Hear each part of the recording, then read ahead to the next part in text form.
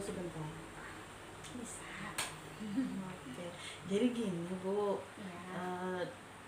di dalam program pendidikan guru penggerak ini saya mendapatkan tugas pada LMS untuk wawancara. Kita akan membahas satu kasus. Apakah Ibu bersedia memberikan pendapat terhadap satu kasus yang nanti akan saya sajikan seperti itu? Ya. Oke, terima kasih Bu atas waktunya. Sama-sama. Jadi begini Bu, di sini di LMS ini kami belajar tentang prinsip dalam pengambilan keputusan.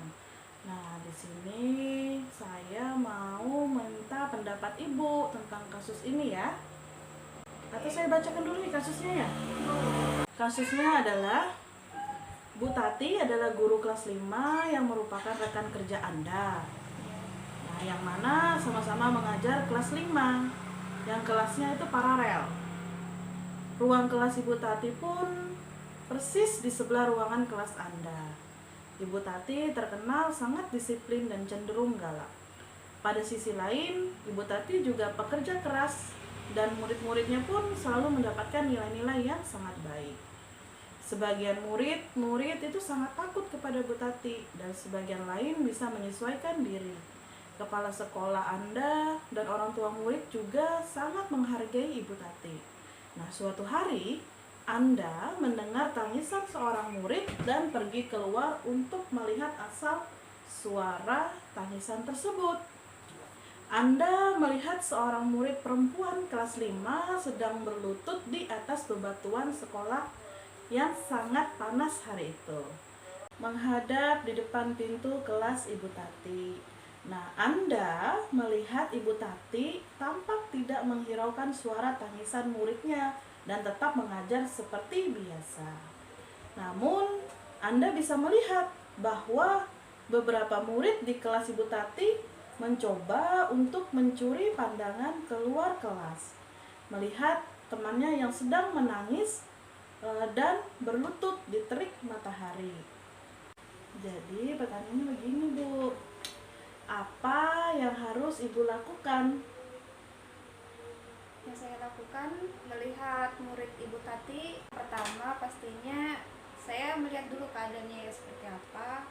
Kemudian jika memang tidak kondusif, saya akan mempertanyakan langsung ke Ibu Tati apa permasalahannya yang sudah anak ini lakukan sehingga membuat Ibu Tati menyuruh atau mungkin bahasanya itu menghukum mungkin ya, karena menyuruh keluar dari kelasnya dan anak ini menangis di luar kan.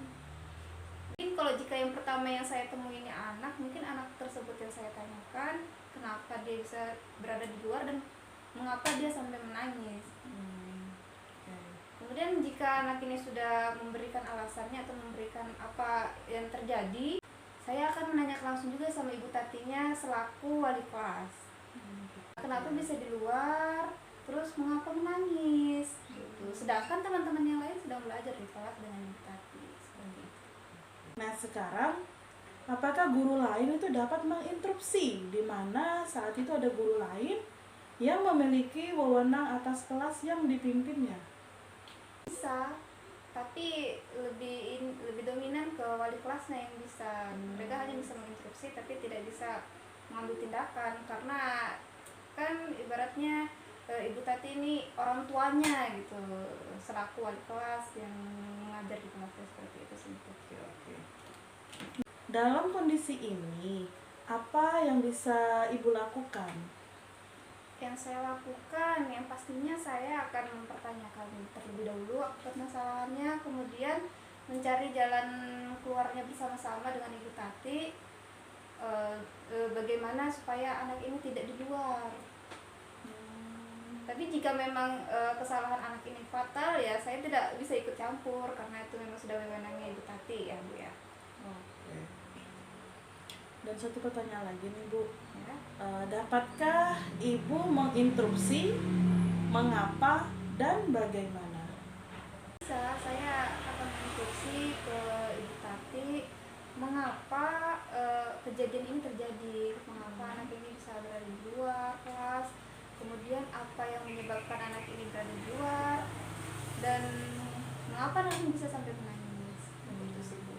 Solusinya mungkin akan sama-sama mencari solusinya dengan Ibu Tati. Bagaimana supaya anak ini tidak dijemur di luar lagi dan tidak menangis, karena kan ini posisinya masih di lingkungan sekolah ya Bu ya, pasti lingkungan sekolah, dan itu akan mengganggu fokus anak-anak, baik itu fokus anak-anaknya yang ada di dalam kelas Ibu Tati ataupun anak-anak yang lain seperti itu, karena ini kan dia di tengah lapangan dan lagi terik gitu, pasti kan jadi satu